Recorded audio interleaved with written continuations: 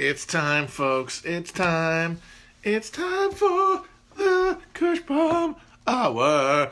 Kush Bomb Hour. Boom, boom, boom, boom, boom. I was born to do AM radio, man. I really could do this shit all day. Never had the chance. Partially because, obviously, my kind of politics would not be allowed on the radio because I'm too fucking real. But, I certainly do enjoy just talking my ass off extemporaneously for a long time. It's a lot of fun. It's soothing. How are you guys doing? How's the guys doing out there? Just last time, somebody asked me at the end about everyone, like, boycotting the election, and I thought about it, and as much as I like it, I don't see any way to make that work, like, make it a thing without it just becoming a meme. And, oh boy. Not really high on memes right now. But I certainly don't poo-poo anybody who wants to do anything right now, because who am I to say it's not the right move? Because, goddamn it, nothing feels right about now. Everything feels very questionable. So how you guys doing out there in the lands with the peoples? How are you guys up? What are you guys up to?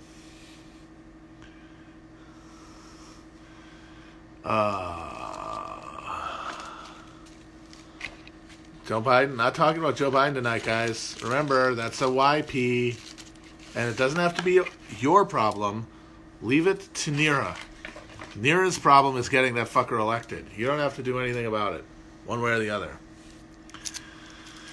We just have to survive, and that's going to become a more and more pointed question as shit gets worse and worse. I mean, we saw the collapse of the petrodollar today. Didn't expect to see that.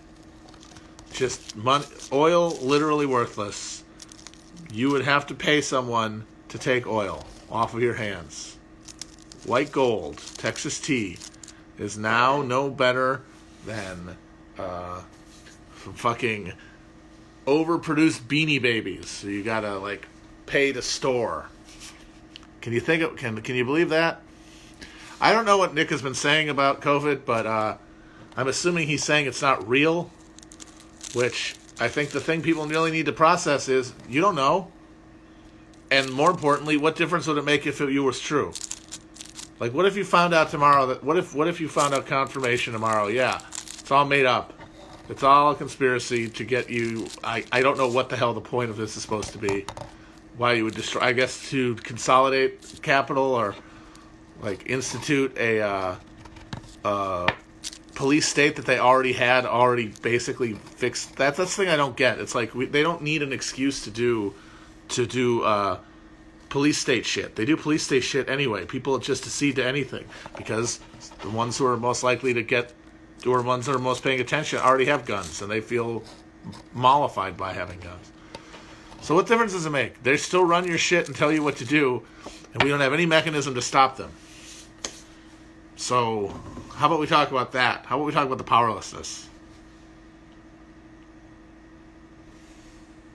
It seems to be more vital point right now than whether or not it's happened, since there's no way to know, and you're just guessing. But I don't know what he's saying. Like I said, I haven't been listening. I don't know what anyone's saying. All I know is oil is now free. So go grab all the oil you want. If you've ever wanted some oil, go get some. I would love to get some oil with you guys. Just go to town on a big old batch of oil. They can give us money for the oil, and then we just put the oil in, I don't know, like maybe a big bathtub. Swimming pool? How will we put it in the swimming pool? Yeah, so I don't know what this means. I've never really been very knowledgeable about all, like, that petro economy shit, like the deep structural money stuff, oil stuff. I certainly don't think this is what anyone wants. So if it keeps some fucking shale oil in the ground, that's good. But cheap oil does have a bad impact on renewables because it makes dirty energy the cheapest option. And with the economy collapsing as it is, cheapest option is going to look pretty good. So who knows how long this lasts.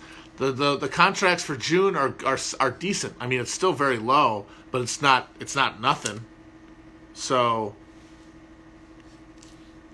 there's some sort of assumption going on in some levels of the market that things are going to get back to normal. And basically, they want to like hold on to the glut of oil through May so they could sell it later. I don't know. And so they're basically paying people the way you would pay, like somebody who had one of those places that store shit, storage locker, for the aforementioned Beanie Babies. But it is so funny. I mean, I remember being a kid and thinking about peak oil was where the apocalypse was going to come. That, like, we're running out of oil and there's going to be this bad scramble for it. Syriana, it's running out. And most of what's left is in the Middle East. A great movie, but in retrospect, hilarious. If you'd asked me in 2002 when I was a kid and I was getting into this shit, hey, what do you think oil's going to cost in 2020? I would have said $50 a gallon. I don't know. It's like some new horrible world where like the majority of cost is oil and everything else is, people are living in trailers. I don't know. $20 a gallon, $10. I would have assumed it was more expensive. That's for fucking sure. I sure as shit would have assumed it was cheaper than it would have been even in real dollars at that time. Why did it happen? Another thing I know that knowledgeable about. I know that Russia and Saudi Arabia have been in a pissing contest, the kind of thing that OPEC is actually designed to stop. But this is geopolitical, and these guys really want to go down on each other. And the Saudis are basically one of the things that caused a big drop last month is that Saudis refused to cut production, even with the glut, because they want to fuck with Russia, which is a huge oil exporter and which needs oil to have a certain value. But the thing is, Saudi Arabia, it's not like they have anything else going on. They need to be able to sell oil too. So I would expect at this point that's going to force their hands and there's going to be a huge cutback in production. I mean, they stopped at the oil patch. My hope would be that they would just, like the fucking Kenny is talking about some bailout package for Canadian oil companies, and it's like, yeah, there are a lot of employers and there's an economy in the Western Canada that is based on oil, but how about you just pay people to not fucking drill it right now, the way that you pay farmers not to grow certain crops, but not obviously for the executives. They can fuck off. For the workers and stuff, like a workers bailout, and then you just take that money and you don't create world ending fossil fuels that now don't even make money.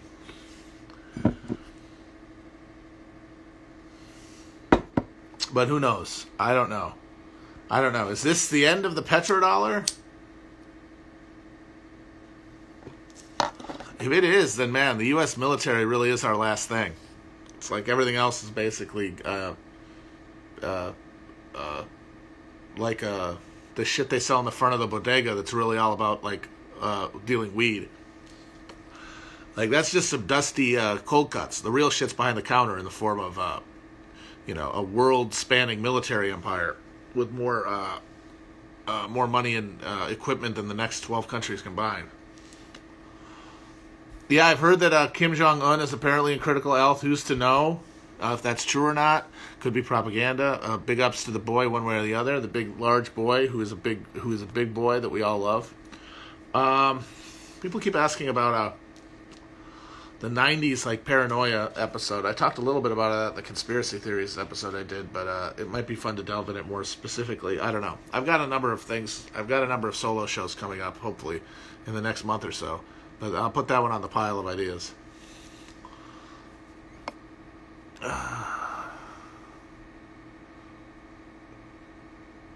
Yeah, I mean, like, the oil dollar is the undercurrent of, like, that's why we get to do what we want, really. That's why we get to do all the deficit spending in the world, is because Everybody's buying the thing that keeps the lights off in our money. But the thing is, it's still going to take the lights on right now, no matter how much it costs. So, who knows? Who knows?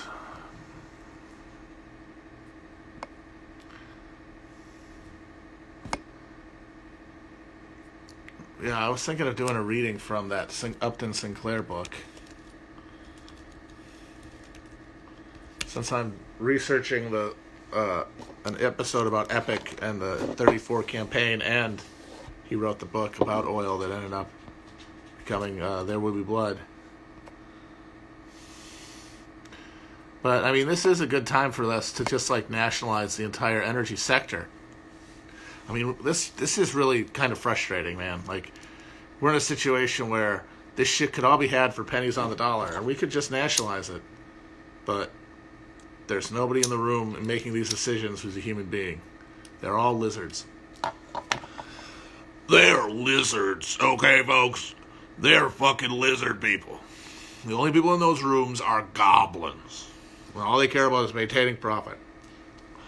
And putting goblin vomit, touching goblins, kissing goblins, in bed with a goblin. That's it. That's the only people in the room.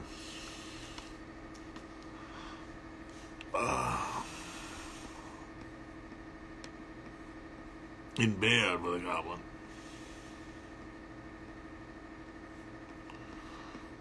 I don't know. I'm still looking for something.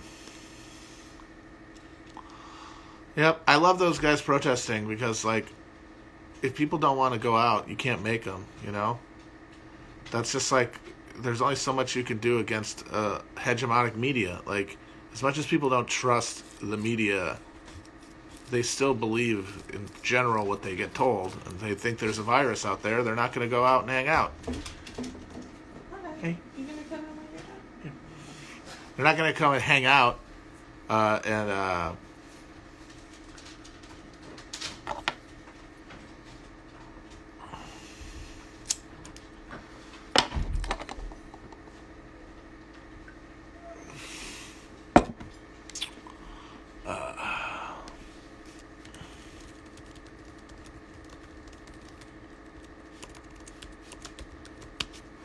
what was I saying? I can't remember.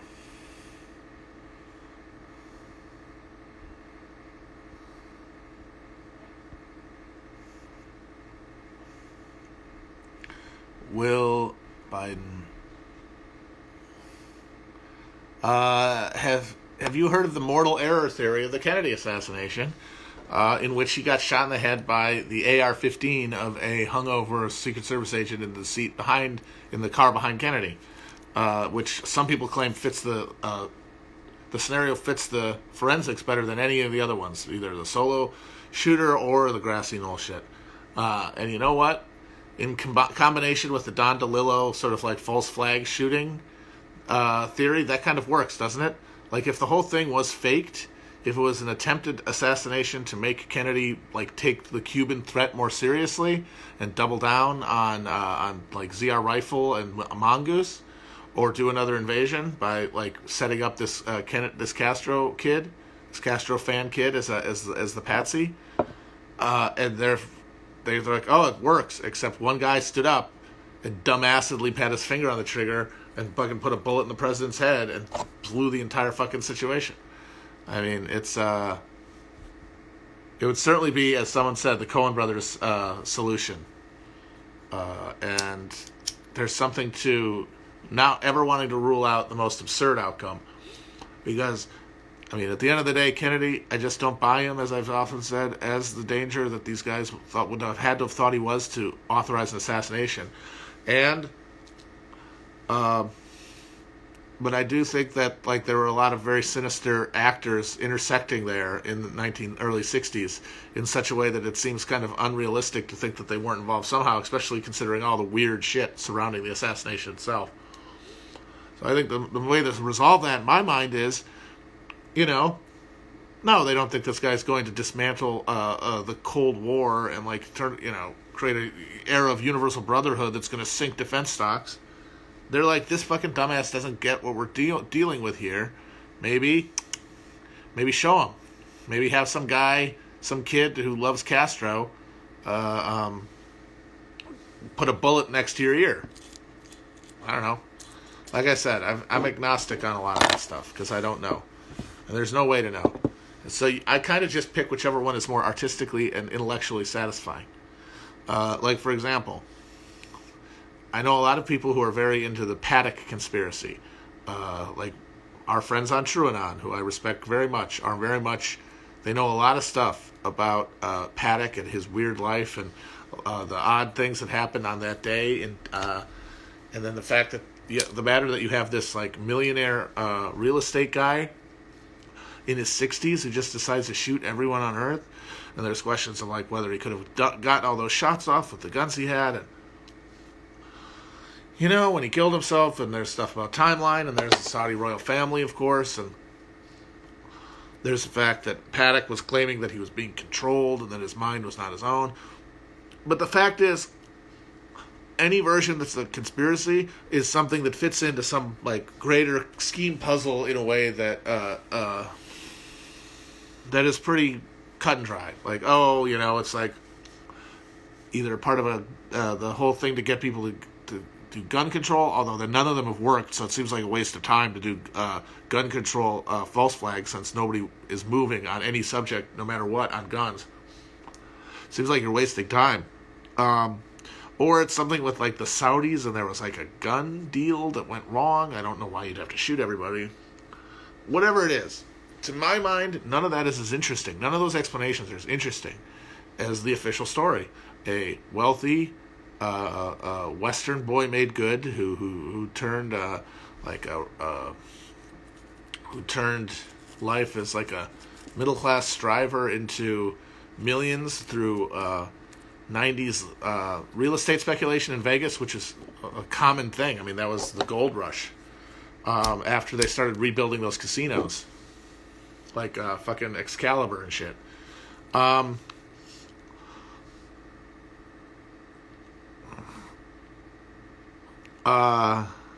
And then he just becomes this rich, totally besotted dude. Like this guy, he's got millions of dollars, and it's just boring.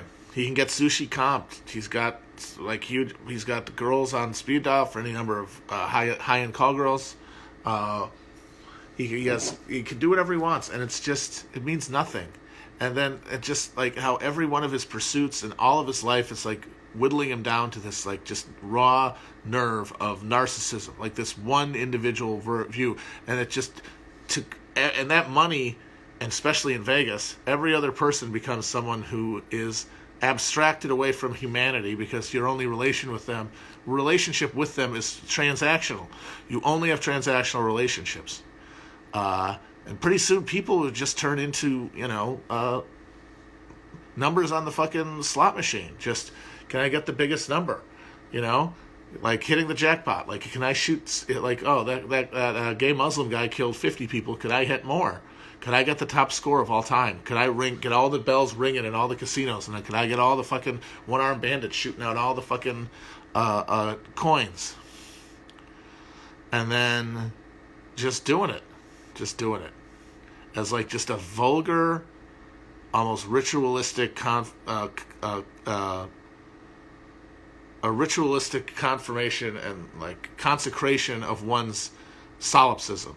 Of like the idea that you're the only person on earth, which is what capitalism and American capitalism and American culture teaches, that you are the only consciousness that matters, that you are an individual monad. And the end result of that is Stephen Paddock. And I think that's way more interesting than any conspiracy theory. And I honestly do, like, I have a long-term ambition to make a movie about the Paddock brothers, him and the child molesting guy, and the cokehead. Although I'm hearing reports that the child molestation charges, which Paddock's brother had been fleeing for years before the shooting, he was arrested like a month after the shooting, and someone said that those charges have been dropped, which I did not know. I would need to look more into it. But the Paddock is really more interesting to me just if it really happened the way they said. So I just choose to believe it because there's no way I'm going to know one either way. No way to know. Look, the main thing to remember about Stephen Paddock is that he was cool. he could get sushi comped. I'm sorry that not everybody works at a Taco Bell. You were very successful. I know he was a little tall, but to be Giamatti, but man, I really think Giamatti could have done a good job with Paddock.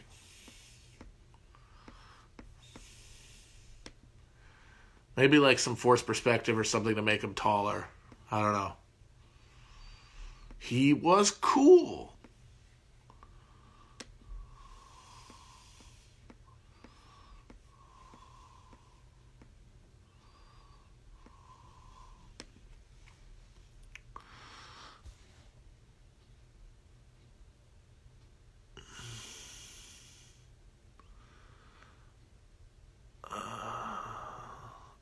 This is an interesting question. Has Chapo spoken on the connection between the CIA and modern art in the 50s and 60s? I don't think we've ever spoken about it directly on the show, but it is true that a lot of the stuff that the critical stew that like educated Americans swim in terms of like what is expected to be quality literature, quality art, like what are the qualities of art that we value. A lot of that was created by modern art schools in both painting and literature that were funded by the CIA with the express purpose of providing a aesthetic focused alternative to the social realism of the Eastern Bloc, which was all about pointing out material conditions and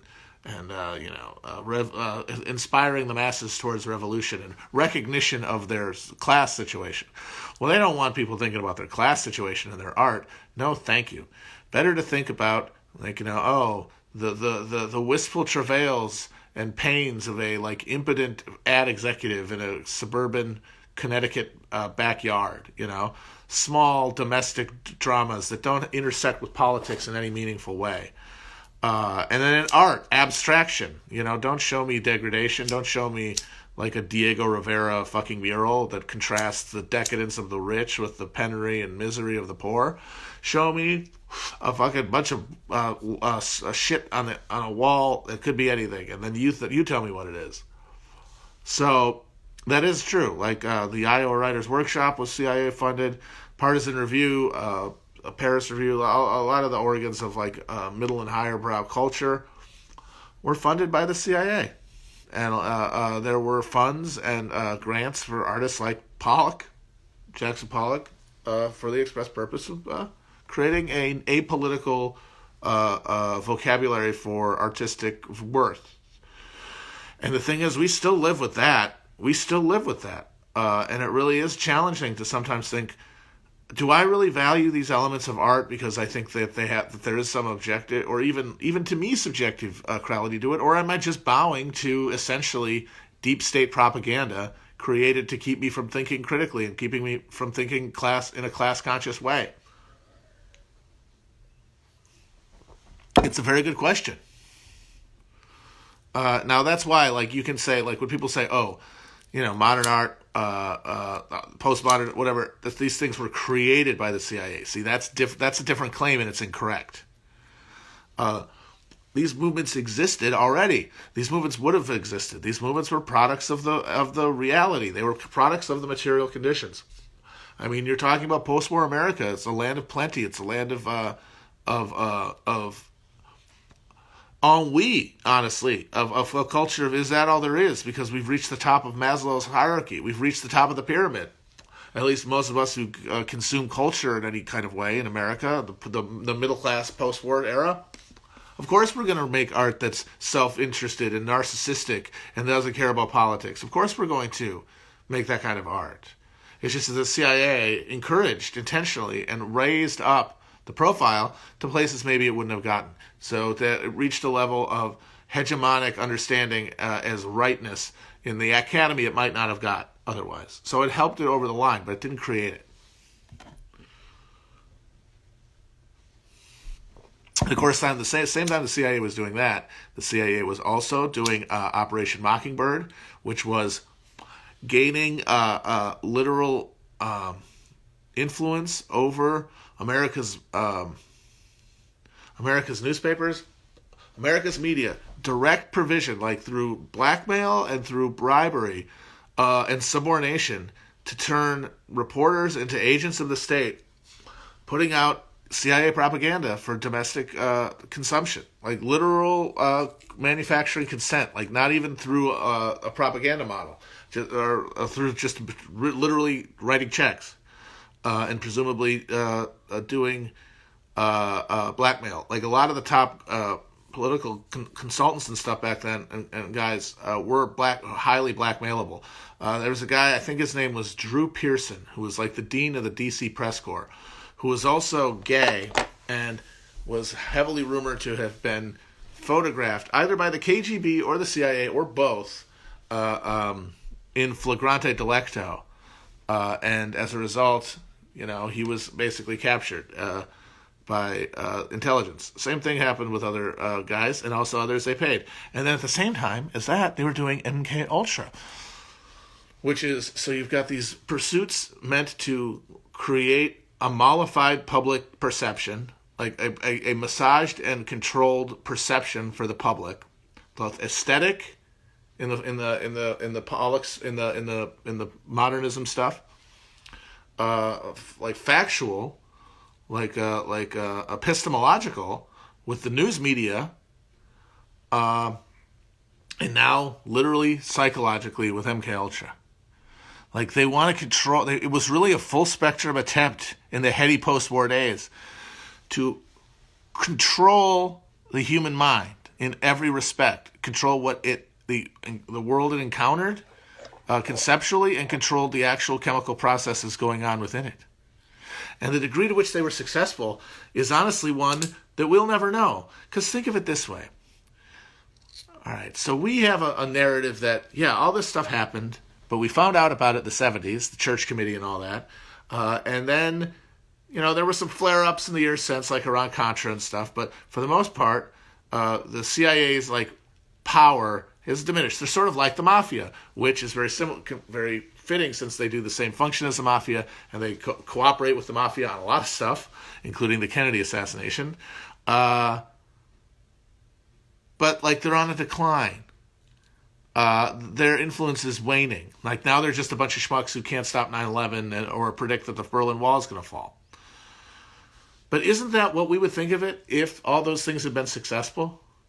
If all those experiments had been successful and they really were able to create some sort of broad spectrum propaganda model that combines airwaves and literal chemical brain conditioning to essentially massage the human mind, massage the will of the people towards tractable ends, keep guardrails basically. Wouldn't we remember that as being like, oh yeah, and then they just went away, instead of, oh yeah, they took over everything? No, we wouldn't know that. That would defeat the whole purpose. If they needed to do that, if they didn't have to do this stuff to our brain, then they would live in a world where they could just be out and say, yeah, we control you. But they can't do that. So they have to do, what they would do is they would make us think that they went away while actually controlling everything. I'm not saying that's true. In fact, I think it probably isn't.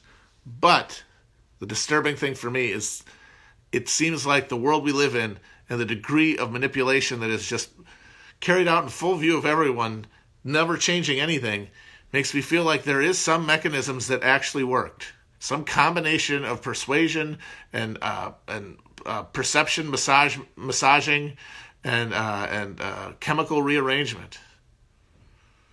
I don't know. This is some 420 shit. This is a very 420 stream. I'm going to put this one on YouTube. I'm not going to put all these on YouTube. I'm only going to put the ones I think are decent. But yeah, this is definitely feeling very 420. I'm feeling very paranoid. I mean, the everything is true, like the post-Epstein moment when I was like, yeah, give me every conspiracy. I believe it on just because someone, like, we live in a world where it's essentially a quantum realm. If something can be imagined, it happened. So if there's a conspiracy, then it's real. Yeah. Yeah, man. It's wild shit. It's a wild life we got here. It's a wild, wild life. Ah. And of course, I say this as someone who has been accused multiple times of being a CIA operative, either knowing or unknowing. I've been accused of taking money, of being handled by the CIA as part of a propaganda operation. And the funny thing is that there's evidence to that, at least not about me, it's about my coworkers, that would be acceptable in certain circumstances if you really are already motivated to believe it. So it's like, how many things do I believe that are just as wrong as other people thinking that I'm in the CIA is? So that makes me think maybe none of it's true. Maybe all of us are projecting onto it, because that's the danger of conspiracy thinking, is that you have to project into the holes. And if you do that, how much of it is you and how much of it is real? It's very hard to tell and quantify that. So I don't know, man. I don't know anything. Everything might be true. Nothing is true. Or more likely a mixture, but I don't know the percentage. Is that like ground beef? Like it's like 90-10? I don't know. Is it well marbled? Is it a well and richly marbled reality? I don't know. I don't know, guys. I do not know. How do you know I'm not CIA? Exactly, you don't. I know I'm not. I'm deep, unless that MK Ultra shit works even better than they say, and there's hours of the day that are blacked out, and I'm actually doing their bidding when I hear my trigger word. Unless that's the case, I'm not. But nobody else can say that with confidence. That means everyone is always going to suspect everyone else. Oh boy. That's the other thing. Brace is a guy. His biography raises eyebrows. So I see why people have a real belief that he is. But I know he's not. But that doesn't go farther than me. That doesn't convince anybody who's not in my life. And so how are we supposed to make sense of this? Knowing that there are people who have perfectly decent reasons to suspect my CIA connections. I am not. But that doesn't change the fact that people have to make sense of the world, and they have to choose what to believe. And the fact is, I really don't know where you can put the hooks. I don't know where you can, what is load-bearing in this? I like to think that dialectical materialism is. I really do think that. I believe that the dialectic, I really think that is the wheel of history. I think that's how it works, at a deep level. That is the thing I'm confident of. But how much am I understanding the actual world? To what degree am I held captive to the demiurge? The demiurge of the techno society where I'm only getting this these crafted bits of information sent to me in the overwhelming geyser that I could never be able to sift through for a moment. How are we supposed to... regimes of the past, it was difficult to resist them because people weren't able to get enough information to even know what was going on. Now there's too much information to make sense of any of it. You need a heuristic. And every heuristic is tainted. Every heuristic is tainted because where does it come from? It comes from rationality, but there has to be an empirical basis. There has to be an empirical basis. And how can we trust any of our empirical inputs? How can we trust any of our empirical inputs? I know, yes, people say Pynchon. Yes, Pynchon would be perfect. But, that is...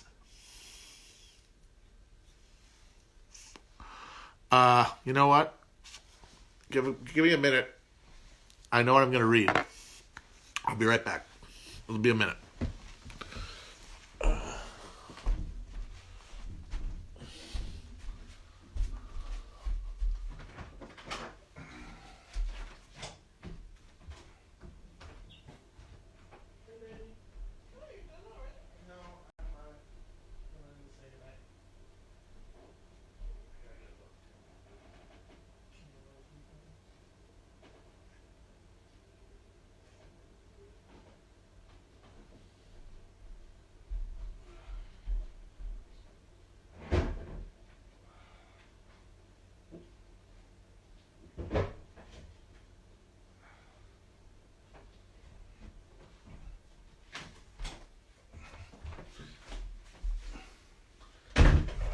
think the cat got in.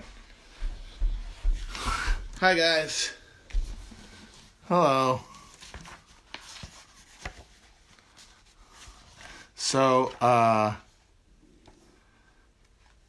I'm going to read is a section from the very early part of Thomas Pynchon's Against the Day, which is his book about fin to cycle America, the early modern, the birth of like the modern America, basically. And there's a thing here that is one of the most skillful, beautiful. Here it is.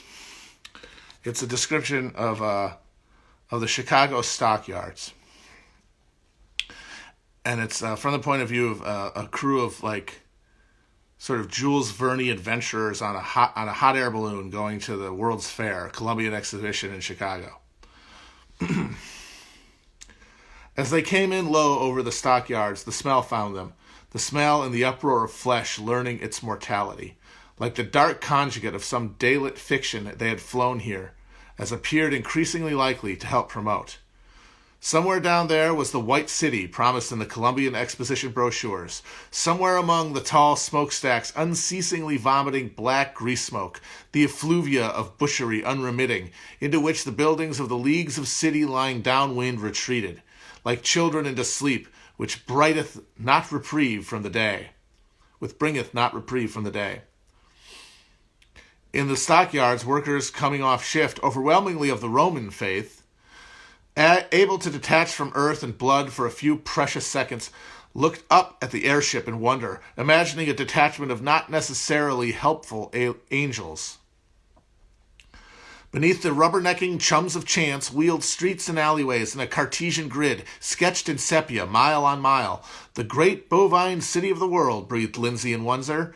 Indeed, the backs of cattle far outnumbered the tops of human hats. From this height, it was as if the chums, who out on adventures past, had often witnessed the vast herds of cattle adrift in ever-changing cloud-like patterns across the western plains, here saw that unshaped freedom being rationalized into movement only in straight lines and at right angles, and a progressive reduction of choices, until the final turn through the final gate that led to the killing floor. That's always stuck with me.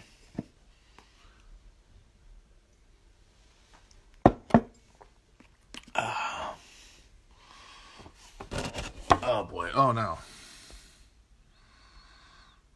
Let's see what else we have here. Do.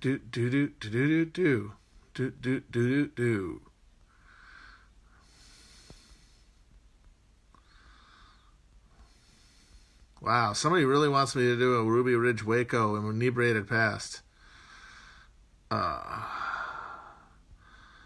What's your fave Twitter moment? I mean, I don't think I have different ones than most people. Who didn't love the wife email? One of the best. Wife email was so funny. Angel and Strawberry was really funny. There was also a day when we did a bunch of Simpsons memes about a tweet from someone where they said, "Sucking dick while my man's plays 2K. Oh, you thought I said my man's dick? Faux." And we did a bunch of Simpsons things about that. That was really funny. Ted Cruz porn was good. Oh, the faves. You can put your hat into water and fill up with faves. It's just anything you reference. Any reference just blew up. People were nuts. And you could take any old meme and slap that in there. He gave you just a fucking limitless ammo to just John Wick through the fucking Twitter. Beautiful.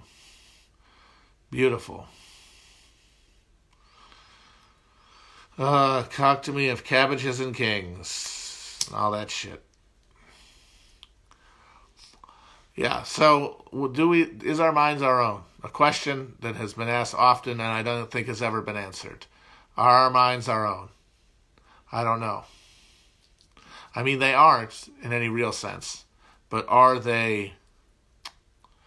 I guess, is there some connective tissue between a self and that social understanding, or is it severed and replaced by the ideology that has now dominated our brains? There's no way of knowing. Just gotta throw your hands up in the air and go, like the guy, the shruggy gentleman from our favorite things on the internet, emojis. We love emojis, don't we, folks? Does anybody have a movie recommendation for tonight? I'd like to watch a movie.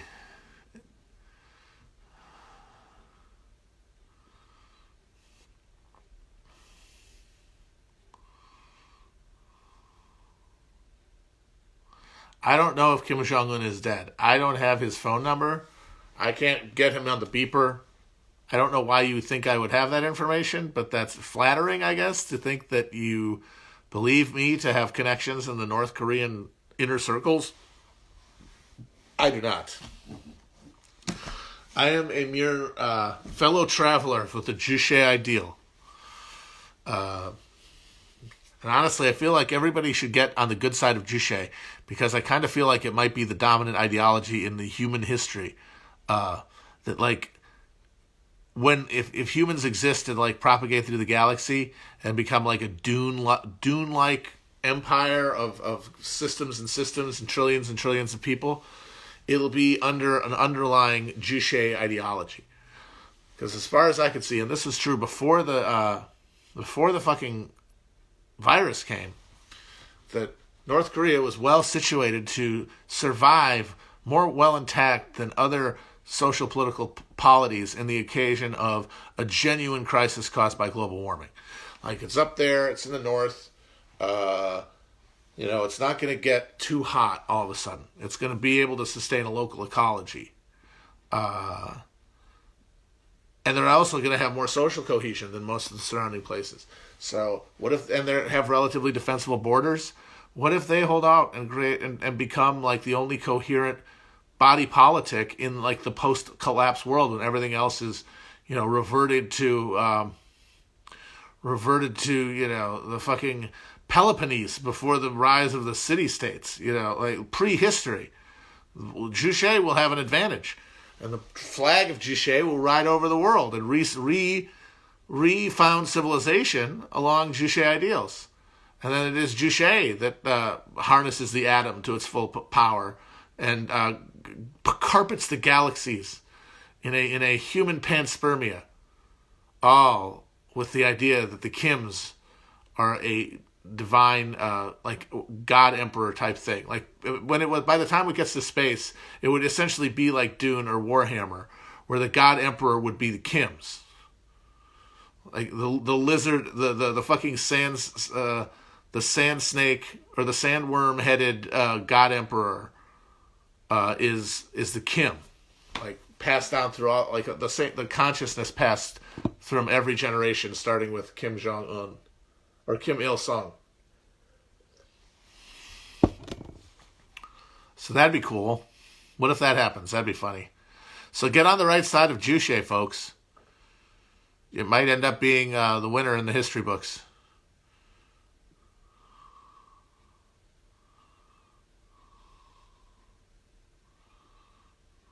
Dune isn't really very good as a book. I only read it recently. I didn't read it as a kid the way that Will and Felix had, but it's brutally badly written. The guy is a bad writer. And it's the only thing that people like about it is it's truly interesting world building.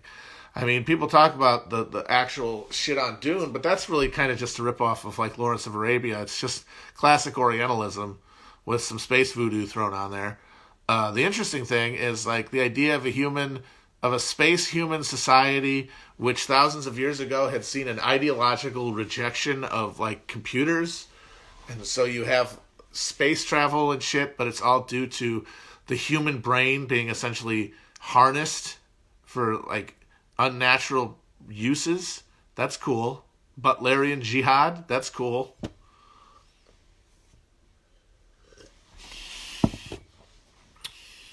The spice melange. It must flow. The spice must flow. What, Nightcrawler with Jake Gyllenhaal? That's a great movie. I love that movie.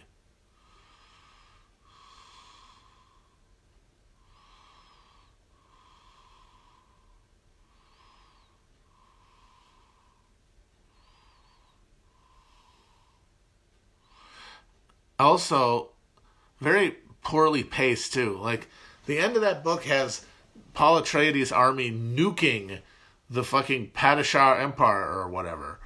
And then it all happens on like 3 paragraphs. Like, oh, and then they did the nukes, and then I guess you're trying to convey like it's inevitable at that point, but man, it doesn't feel very entertaining. And I'm sure that the Villeneuve movie will be very fun to watch, and I will see it. I will see it because I didn't see Blade Runner because I don't give a shit about Blade Runner at all. I don't care about the world. I don't care about the movie. I don't care about the replicants. They can all suck me. So I didn't care. I am interested because having read Dune and thinking it's a cool concept, I do have interest in seeing it depicted by Villeneuve. But I have a feeling it's going to be kind of stick up its ass and boring.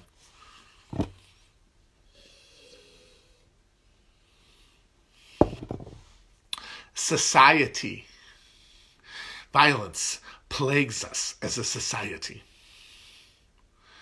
Oh man, Boogie Nights, that's a good movie. Yeah, right, it's the Shakespearean way of ending a battle, but that's like in a fucking play when you have a stage and a bunch of flea-bitten guys with leprosy, and that's all you can put together. When you have fucking the boundless imagination of a book, maybe you could, get it, zhuzh it up a little bit. There's no budget issues.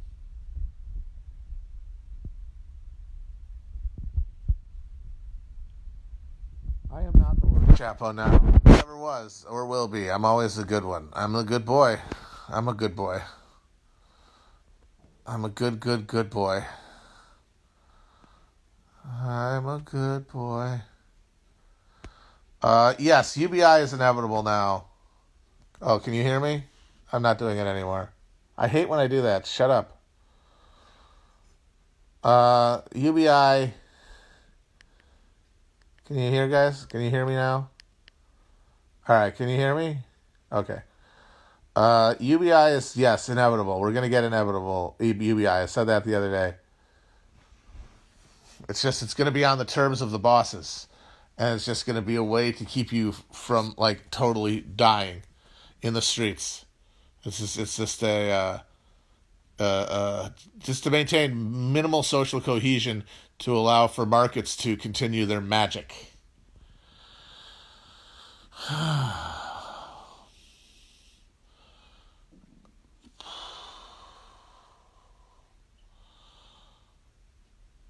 How's everybody doing? 420 blaze it, guys. 420 blaze it.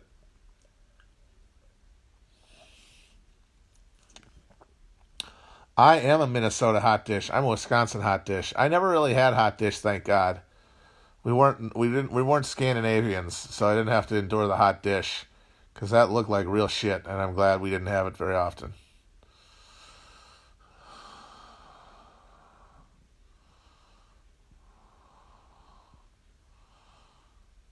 Is there a leprechaun? Oh shit.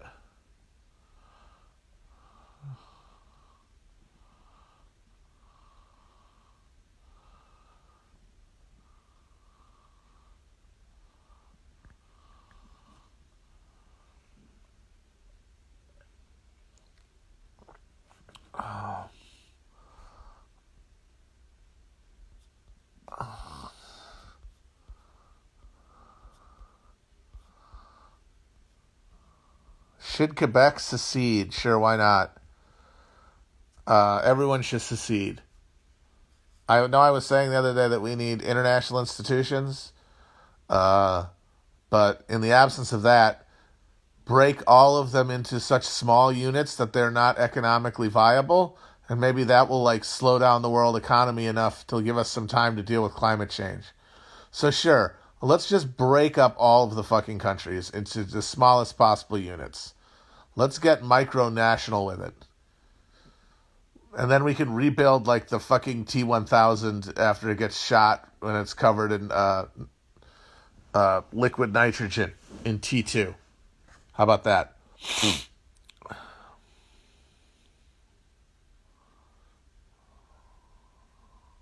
I don't know if we're gonna vulcanize. We'll see. I don't know if we're gonna balkanize or if we're gonna vulcanize. I hope we do vulcanize. Honestly, the U.S. could do city states, considering how radical the cultural and economic uh, schisms are between suburban and urban I'm sorry, rural and urban areas.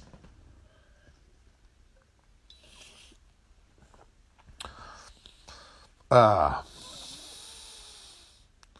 I did not fall asleep. Shut up. I was morphing my body. Yes, let's do mega cities. Let's do mega cities, baby.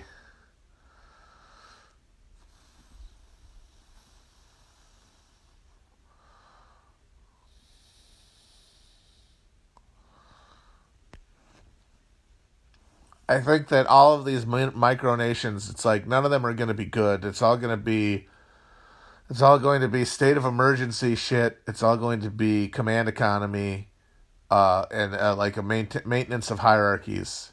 You know, like if California secedes, the Silicon Valley Draculas and the movie moguls and shit, they're still in charge. Did you see that shit? Remember very early on in this when they were first started banning things. They first started banning like large groups and shit like that. Uh, Newsom said we're banning all places where people more than 10 people congregate or whatever, except Disneyland. Disneyland is exempt because fucking Disney is the largest corporation. Is one of the largest corporations in the world, and it's headquartered in California. And it was honestly they the same day were like, actually no, it's fine. We'll close. Like they didn't even need it. They didn't even. It's just they were so instinctively deferential to them. So it's like they'd still be in charge.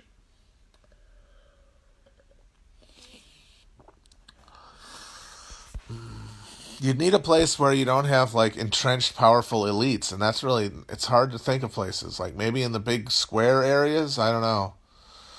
Maybe in the deep south where there's very little in the way of like functional infrastructure anyway. Who knows? Maybe you could like get actual cooperative farming or something out of that. I don't know.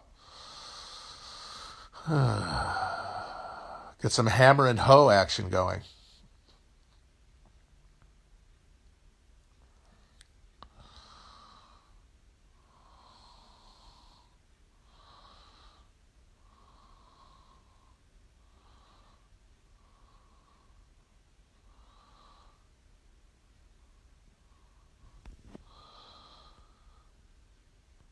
All I know is I hope that I will be allowed to be the court jester for some warlord somewhere. Just please, I don't know if I'll be very useful as a warrior or even as a honestly as a peasant. I've got a legitimate disability. I don't know if I have the spoons to labor in your vineyards.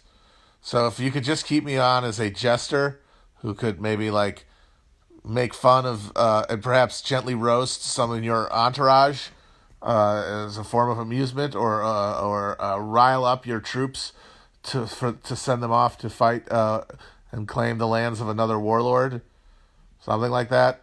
Uh, just just please, just keep my resumes on file, guys.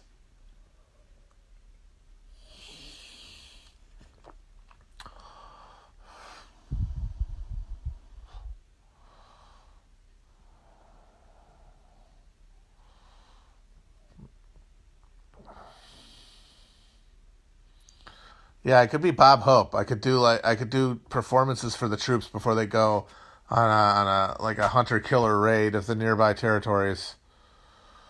You guys go and you guys bring back some ear necklaces.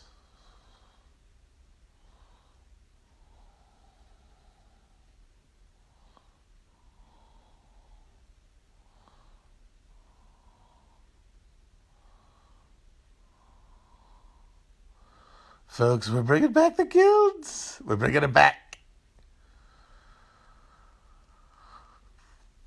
Oh, I went to Ambar. That place was good. Ambar, India, in Cincinnati. Delicious Indian food. I've been to the Denver airport, but I haven't noticed any of the good shit. I need to spend some time there and absorb all of their weird occult shit. Because I bet it is all very kinky.